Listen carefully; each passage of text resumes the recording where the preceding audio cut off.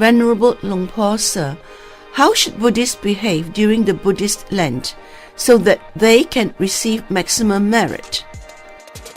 During the Buddhist Lent season, new and seasoned monks reside together in one place.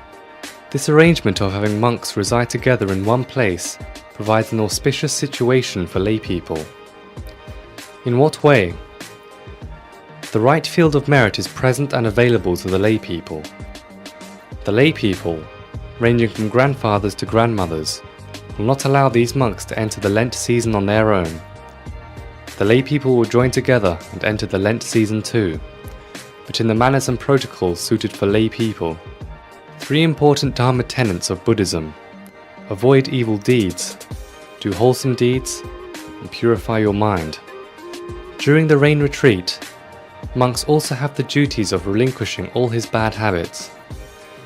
These are not the misdeeds similar to those of lay people. Relinquishing one's bad habits here means ceasing one's defilements.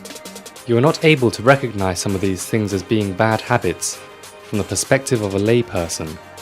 For instance, having a distracted mind or a mind always lost in thoughts is considered a defilement because it is a bad habit that exists in a monk's mind, even though most people do not recognize it. Even if no one recognizes it, a monk will cease this distraction of the mind by meditating, even more to reach a higher level of purity of the mind. He will continue to relinquish these defilements or refine bad habits in order to be a better monk while increasing his good deeds at the same time. At the temple, seasoned monks are able to teach, mentor, and give sermons to the new monks. The newly ordained monks will be able to acquire more knowledge. These new monks will be focused and determined in acquiring more knowledge and goodness, and ultimately increase the wholesomeness within themselves. They will continue to purify their minds. They will rise in the early hours of each day at around 4 a.m. to chant and meditate.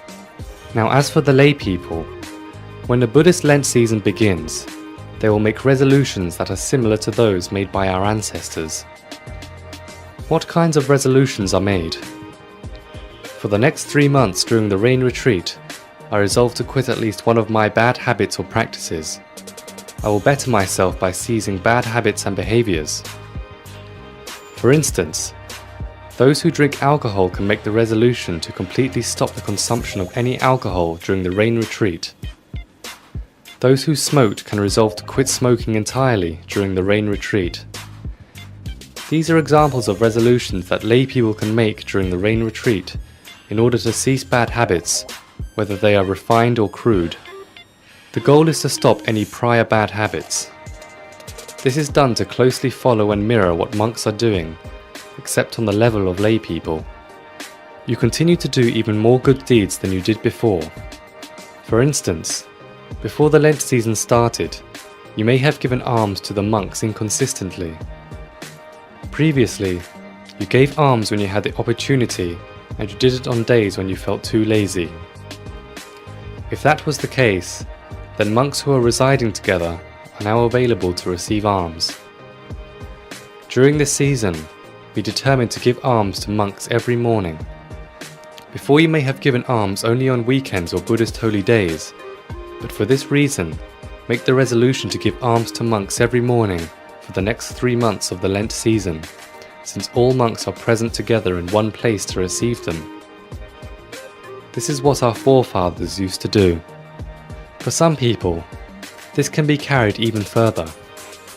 If you regularly observe the 5 precepts, you can now observe the 8 precepts on Buddhist holy days, increasing from 5 to 8 precepts.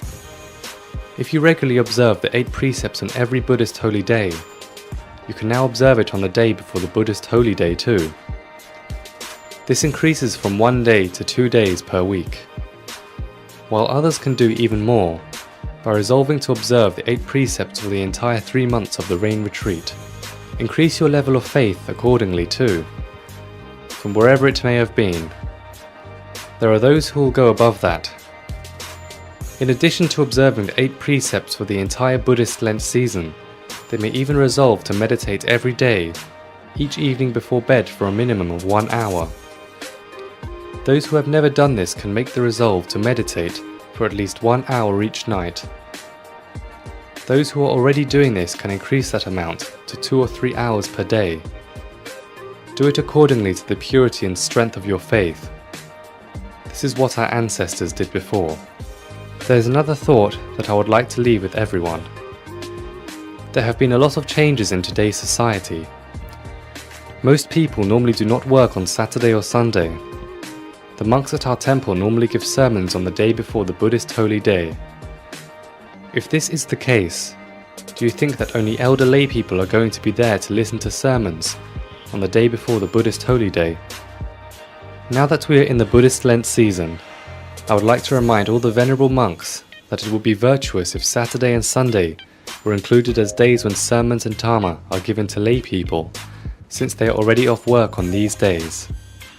As for the lay people, please remember to attend these sermons and dharma now that our venerable monks have agreed to include Saturday and Sunday during this Lent period, along with the days before the Buddhist holy days to give their sermons. If you attend these sermons diligently, there can only be merit waiting during the entire Lent period. Then the growth and progression of oneself, Buddhism, and the country of Thailand will increase throughout the year and continuously.